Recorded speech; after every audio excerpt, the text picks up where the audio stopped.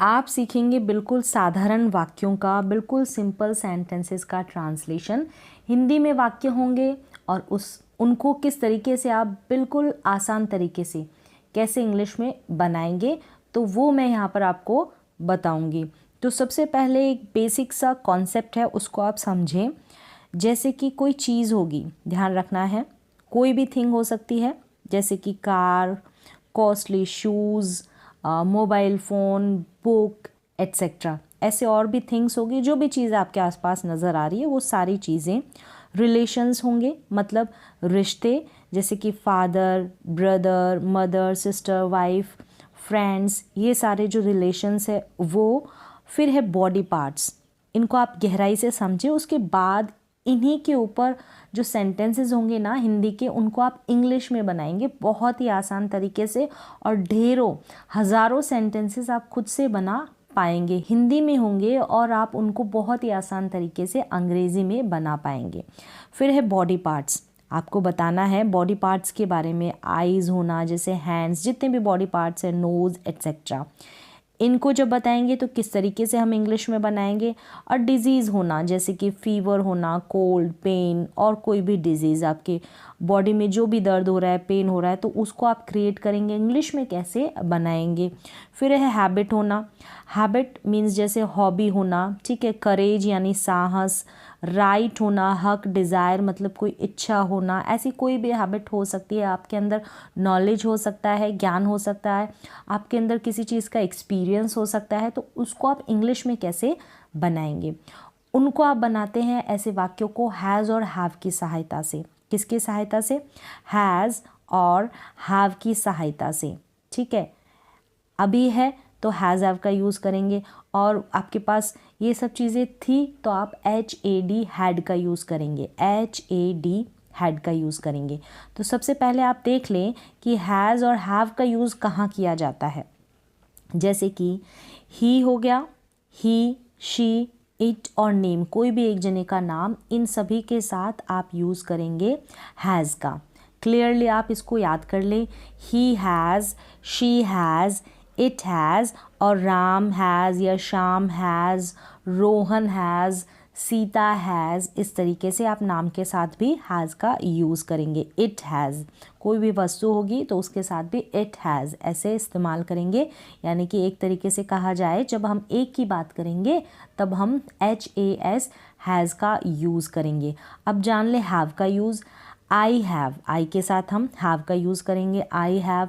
We have, we के साथ भी आप हैव का यूज़ करेंगे। यू हैव, दे हैव, और प्लूरल मतलब कि कोई भी बहुवचन करता होगा ना, एक से ज़्यादा नाम होगा, वहाँ पे आप हैव का यूज़ करेंगे। तो यहाँ तक आप सीख गए हैज़ हैव का यूज़ करना। हैज़ हैव का यूज़ किया जाता है मतलब कोई भी चीज़ आपके पास है, कोई भी चीज़ आपके पास है, तब हम हैज़ हैव का यूज़ करके वाक्य को इंग्लिश में बनाते हैं। अब क्या क्या है यहाँ पर मैंने आपको बता दिया। बॉडी पार्ट्स हो सकते हैं, डिजीज़ हो सकता है, रिलेशन रिश्ते हो सकते हैं, कोई भी चीज़ आपके पास हो सकती है, आपके पास साहस हो सकता है, एक्सपीरियंस हो सकता है, ये सब चीज़ें होना।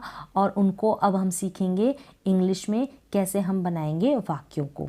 यहाँ तक आपको कॉन्सेप्ट क्लियर हो गया होगा। बहुत ज़्यादा गहराई से आपको इंग्लिश की ग्रामर पढ़ने की ज़रूरत नहीं है। इसके बाद आप ढेरों सेंटेंसेस, चाहे जितने इनसे रिलेटेड वाक्य बना सकते हैं। तो चलिए अब देख लेते हैं ट्रांसलेशन करना, अनुवाद करना। जैसे कि यहाँ पर है, पहला सेंटेंस है, मेरे पास एक कलम है। एक कलम मतलब अ पेन, एक पेन की बात हो रही है। तो यहाँ पर मेरे पास, मेरे यानी कि आई, मेरे की इंग्लिश होगी आई, और पास, आई के जस्ट बाद हम हैव लगा देंगे। मैंने बताया आपको आई के साथ हम हैव का यूज़ करेंगे, अभी बता दिया है। उसके बाद आपको आ जाना चाहिए, और नहीं आता है तो धीरे धीरे करके आ जाएगा कि आई के साथ हम हैव का यूज़ करें। आप आई के साथ हैज़ का यूज़ नहीं करेंगे, क्योंकि हैज़ का यूज़ कर देंगे तो सेंटेंस बिल्कुल गलत हो जाएगा।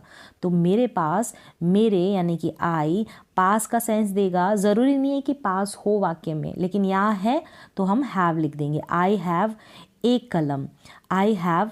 अब यहाँ जो ये है ना, इसकी इंग्लिश नहीं बनेगी। अब यहाँ पर इज बना दे, नहीं, मेरे पास का सेंस आ गया तो आई हैव एक कलम है। आई हैव, मेरे पास है, ये जो है ना आई हैव, ये सेंस दे देगा मेरे पास है, आई हैव। अब क्या है मेरे पास? एक कलम, a pen. I have a pen. तो कॉन्सेप्ट को समझने की कोशिश करें। यहाँ पर आप इज़ है ना, इसकी इंग्लिश ऐसे इज़ आर ऐसे बनाने नहीं बैठेंगे। मेरे पास है तो आई हैव हो गया ना, तो ये मेरे पास है का सेंस दे देगा। सेम ऐसे ही तुम्हारे पास कार है, तुम्हारे, तुम्हारे यानी यू, तुम या तुम्हारे, तुम या तुम्हारे की इंग्लिश होती है यू, और यू के साथ हम हैव लगाते हैं। तो तुम्हारे पास है, यू हैव, तुम्हारे पास है, यू हैव। अब क्या है? कार है। क्या है? कार। तो अ कार आ जाएगा। तुम्हारे पास कार है, you have a car, you have a car. Clearly समझ में आ गया? तुम्हारे पास है तो यू हैव हो गया इसकी इंग्लिश, और कार है तो a car, a car. Next है राम के पास घड़ी है। अब राम के पास, अब यहाँ पर पहले आप लिखेंगे राम के पास है, इसकी आप इंग्लिश बनाएंगे तो राम हैज़, क्योंकि मैंने बताया कि नाम जो होगा ना एक जने का नाम, तो उसके साथ आप हैज़ का यूज़ करेंगे। तो राम हैज़, राम के पास है तो राम हैज़ क्या है वो लिखना है, घड़ी है तो अ वॉच। तो नाउन आएगी तो ज़रूरी नहीं है यहाँ पर एक घड़ी, एक नहीं लिखा है तो आप ए नहीं लिखेंगे, नहीं, ये अंडरस्टूड होता है कि एक का सेंस आ रहा है यहाँ पर, नाउन से पहले आपको ए लगाना है, तभी सेंटेंस कंप्लीट होगा एक प्रॉपर तरीके से, बिल्कुल सही तरीके से। तो Ram has a watch, Ram के पास घड़ी है। जैसे ऐसे ही यहाँ पर है राम के पास एक घर है, तो राम के पास है, सबसे पहले तो आप इसकी इंग्लिश बनाएंगे, आप लिखेंगे राम, अब राम के साथ हैज़ आएगा या हैव आएगा पास के सेंस के लिए, तो एक जने का नाम है तो राम हैज़, राम के पास है। अब क्या है? एक घर, या फिर घर होगा तो भी a house, Ram has a house, इस तरीके से बनाएंगे। राम के पास है, पहले हो गया राम के पास, फिर है, ये साथ में ही सेंस दे देगा, राम हैज़ एक घर यानी अ हाउस, फिर नाउन जो भी नाउन होगी एंड में आप लिख देंगे। फिर है तुम्हारे पास एक कंप्यूटर है, तुम्हारे पास है, अब तुम्हारे पास है इसकी आप इंग्लिश बनाएंगे। तो यू आ गया ना सब्जेक्ट, तो आप समझ जाएंगे कि यू के साथ आप हैव का यूज़ करेंगे पास के सेंस में। तो यू हैव, अब क्या है? एक कंप्यूटर, अ कंप्यूटर, तुम्हारे पास, यू हैव, तुम्हारे पास है, यू हैव क्या है? एक computer, a computer, you have a computer. Next sentence की तरफ चलते हैं। मेरे पास एक बैल है, अब क्या है? मेरे पास है, सबसे पहले आप बनाएंगे मेरे पास, फिर है आई हैव, आई हैव यानी मेरे पास है, ये पूरा सेंस देता है आई हैव। अब आई के साथ आप हैव का यूज़ करेंगे। अब क्या है? एक बैल, यहाँ पर मैंने लिखा एन ऑक्स, क्या लिखा? An ox. अब ए ऑक्स नहीं लिखा क्योंकि जो ये ऑक्स है ना, ये ओ, अगर आप इसको हिंदी में लिखें ना तो इस तरीके से होगा, ये क्या होगा? ओ आधा क और स, ऑक्स, इस तरीके से होगा। तो ये पहला साउंड ओ का आ रहा है यहाँ पे ओ का। तो ओ किस में आते हैं? स्वर में आता है। ओ ए आ ई, ये ओ स्वर में ही आता है, उनमें आता है। तो अगर स्वर में आ रहा है तो इससे पहले हम ए नहीं लगा के एन लिखेंगे, मतलब साउंड अगर किसका होगा? स्वर का होगा, वोवल का होगा, नाउन से पहले, तो ऑक्स से पहले हमने क्या लिखा? एन लिखा है, ए नहीं लिखा है। क्लियर हो गया होगा? आई हैव एन ऑक्स, मेरे पास एक बैल है। नेक्स्ट है राम के दो बेटे हैं। मैंने बताया कि रिलेशन से रिलेटेड कोई सेंटेंस है ना, बेटे होना, बेटी होना, फादर मदर, फ्रेंड होना, कोई भी रिश्ते की बात की जाएगी तब भी हम हैज़ हैव का यूज़ करके ही बनाएंगे। अब अगला सेंटेंस क्या है कि राम के दो बेटे हैं। अब ज़रूरी नहीं है यहाँ पर कि राम के पास दो बेटे हैं ऐसा सेंस आए, तो मैंने बताया कि रिलेशन जब बताएंगे ना तब भी हम हैज़ हैव का यूज़ करेंगे। बेटा होना, बेटी होना, फादर मदर होना, फ्रेंड होना, ये बात बताने के लिए ऐसे सेंटेंसेस को, ऐसे हिंदी वाक्यों को अंग्रेज़ी में बनाने के लिए भी हम हैज़ हैव की हेल्प लेते हैं। तो यहाँ पर लिखेंगे राम के हैं। अब राम के क्या है? तो राम एक वचन नाम है, एक जने का नाम है, सिंगुलर नेम है, तो नाम सिर्फ एक आएगा तो हम हैज़ लगाएंगे। तो राम हैज़ यानी राम के हैं, राम हैज़ क्या है? दो बेटे, टू सन्स, एस लगा दें यहाँ पर, टू सन्स है यानी कि दो बेटे हैं। राम हैज़ 2 sons, राम के 2 बेटे हैं। अब यहाँ पर पास होने का सेंस नहीं है, लेकिन अंडरस्टूड है कि हैज़ हैव को लेकर ही हम वाक्य को बनाएंगे इंग्लिश में। मेरे पास, मेरे एक किताब है या मेरे पास एक किताब है? मेरे पास है, तो मेरे पास है, पहले हम इसकी इंग्लिश बनाएंगे। तो मेरे की इंग्लिश होती है आई, और आई के साथ हम हैव का यूज़ करते हैं पास के सेंस में। आई हैव, अब क्या है, एक किताब, तो अ बुक, मेरे पास किताब है। ऐसे होता ना हिंदी में, तो भी वो ये जो एक है ना, ये एक अंडरस्टूड होता कि इस किताब से पहले हम ए आर्टिकल लगाएंगे इस सिंगुलर नाउन से पहले। तो आई हैव अ बुक, मेरे पास किताब है, या फिर मेरे पास एक किताब है। आई have a book. Next sentence की तरफ चलते हैं।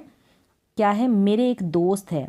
अब मेरे पास नहीं आ रहा है ना, लेकिन दोस्त होना, रिलेशन की बात की जाएगी ना, होने का सेंस दिया जाएगा, अधिकार बताया जाएगा, तब हम क्या करेंगे, तब भी हम हैज़ हैव का यूज़ करेंगे। तो मेरे एक दोस्त है, मेरे है, ठीक है, मेरे है। आई हैव, मेरे है की इंग्लिश बनाई हमने, आई के साथ हम हैव का यूज़ करेंगे। आई हैव क्या है, एक दोस्त, अ friend. I have a friend, मेरे एक दोस्त है। आई have a friend. Next sentence है, हमारे पास कई पुस्तकें हैं। अब कई पुस्तकें यानी मैनी बुक्स हो गई इसकी इंग्लिश, तो इसको तो एंड में लिखेंगे। अब हमारे पास है कि हम इंग्लिश पहले बनाएंगे। हमारे पास है, हमारे की इंग्लिश होती है वी, हम या हमारे, ठीक है, स्टार्टिंग में। तो वी के साथ हम हैव का यूज़ करेंगे। वी हैव, जैसे स्टार्टिंग में मैंने आपको बता दिया कि किस किस के साथ हम हैज़ का यूज़ करेंगे, कौन से सब्जेक्ट के साथ, और कौन से सब्जेक्ट के साथ हम हैव का यूज़ करेंगे।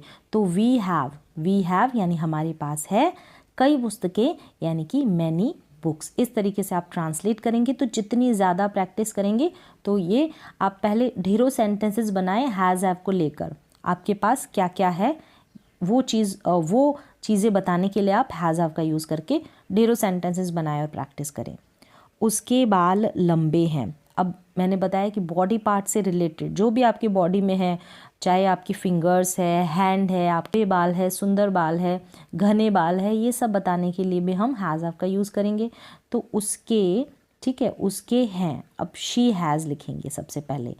उसके हैं बाल लंबे, ये एंड में लिखेंगे हम, बाल लंबे। तो सबसे पहले उसके हैं, तो शी के साथ हम हैज़ का यूज़ करेंगे, तो शी हैज़ हो गया। शी हैज़ यानी उसके हैं। अब क्या है, बाल लंबे, उल्टा कर देंगे इसको, पहले हम लंबे की इंग्लिश लिखेंगे फिर बाल की। तो लंबे यानी लॉन्ग और फिर हेयर, तो इस तरीके से आप उल्टा कर देंगे। She has long hair. अब यहाँ पर ए तो लगेगा नहीं, ठीक है, सिंगुलर नहीं है ये लॉन्ग हेयर। नेक्स्ट है, उसके पास एक खूबसूरत गुड़िया है। अब किसी के पास कोई खूबसूरत चीज़ें हैं, तो ये बताने के लिए भी आप ढेरों सेंटेंसेस बनाएं और हैज़ हैव की प्रैक्टिस करें। अब सबसे पहले लिखेंगे उसके पास है की इंग्लिश, उसके पास है, इस तरीके से। तो उसके पास है, उसके पास एक लड़की है, तो शी हैज़ आ जाएगा। अगर लड़की नहीं है तो ही हैज़ आ जाएगा, ठीक है। तो शी हैज़, क्योंकि गुड़िया लड़की के पास ही होती है, गर्ल्स ही खेलती है, तो इसलिए हमने लिखा है शी हैज़। शी हैज़ एक खूबसूरत गुड़िया। क्या है, एक खूबसूरत गुड़िया। तो a beautiful doll, a beautiful doll, एक खूबसूरत गुड़िया, ठीक है। She has a beautiful doll. अब यहाँ पर शी हैज़ डॉल ब्यूटीफुल, ये करेक्ट नहीं होगा। सबसे पहले हम एंड में डॉल लिखा है ना, डॉल नाउन है, नाउन के बारे में बताया जा रहा है। नाउन के, ये जो डॉल है वो कैसी है, खूबसूरत है, तो ब्यूटीफुल है। तो इससे पहले हम क्या लिखते हैं, डॉल यानी नाउन से पहले हम एडजेक्टिव लिखते हैं जो इसकी विशेषता बताता है इस नाउन की। तो she has a beautiful doll, उसके पास एक खूबसूरत गुड़िया है। अब उसके पास एक खूबसूरत ड्रेस है, तो she has a beautiful dress. तो इस तरीके से और भी आप बहुत सारे सेंटेंसेस बना सकते हैं। उसके घुंघराले बाल है, ठीक है। अब घुंघराले बाल मतलब इसकी इंग्लिश होती है कर्ली हेयर, तो ये आप ध्यान रखें, कर्ली हेयर। अब उसके हैं, तो शी हैज़, लड़की है तो शी हैज़। अब क्या है, कर्ली हेयर, घुंघराले बाल, कर्ली हेयर, इस तरीके से आप लिखेंगे। उनके पास कई दुकानें हैं, उनके पास, उनके, अब उनके की इंग्लिश होती है दे, उनके, दे, वे भी होता है, उन, ये जो दे है ना इसका मीन, और उनके की इंग्लिश भी दे होती है। तो दे हैव, उनके, उनके पास, फिर है तो दे हैव। अब क्या है, कई दुकानें, मैनी शॉप्स, कई दुकानें, मैनी शॉप्स, उनके पास कई दुकानें हैं, दे हैव मैनी शॉप्स। अब यहाँ पर आपको बताना है कि मेरे कल छुट्टी है, तब भी हम हैज़ हैव का यूज़ करते हैं। अगर सब्जेक्ट के अकॉर्डिंग ही करेंगे तो आई है यहाँ पर, मेरे है, ठीक है, मेरे है, क्या है मेरे, तो आई हैव। सबसे पहले मेरे है की इंग्लिश हो गई आई हैव। अब क्या है, कल छुट्टी, यस्टरडे, टुमारो, इनको हम एंड में ही लिखते हैं। अब छुट्टी है, आई हैव हॉलीडे टुमारो, एक छुट्टी की बात हो रही है, अंडरस्टूड है, इसलिए अ हॉलीडे लिखा है, अ हॉलीडे। मेरे कल छुट्टी है, छुट्टियां नहीं है ना, छुट्टी है, एक की बात हो रही है, तो आई हैव अ हॉलीडे टुमारो, मेरे कल छुट्टी है। तो टुमारो, यस्टरडे, इन सभी को उनको हम एंड में लिखेंगे। अब यहाँ पर आई हैव टुमारो हॉलीडे ऐसे नहीं लिख सकते हैं, टुमारो, यस्टरडे, इनको हम एंड में ही लिखते हैं वाक्य के अंत में। नेक्स्ट है सोहन के कल छुट्टी है। अब यहाँ पर सोहन की बात हो रही है, सोहन एक लड़का है, तो सिंगुलर नेम है, तो यहाँ पर लिखेंगे सोहन, सोहन कल छुट्टी है, नहीं है, यहाँ पर है थी। अब यहाँ पर थी का सेंस आएगा, अगर हम थी का लेंगे ना तब हम हैड का यूज़ करेंगे, HAD। आप याद रखें, अभी तक हमने हैव और हैज़ का यूज़ किया है की बात हो रही है। अब सोहन, सोहन के थी, सोहन के थी, तो इसकी इंग्लिश पहले बनाएंगे, कल छुट्टी, कल छुट्टी, ठीक है, इस तरीके से। अब कैसे बनाया, जैसे यहाँ पर है, सबसे पहले सोहन हैड लिखा, सोहन के थी, तो सोहन, अ हॉलीडे।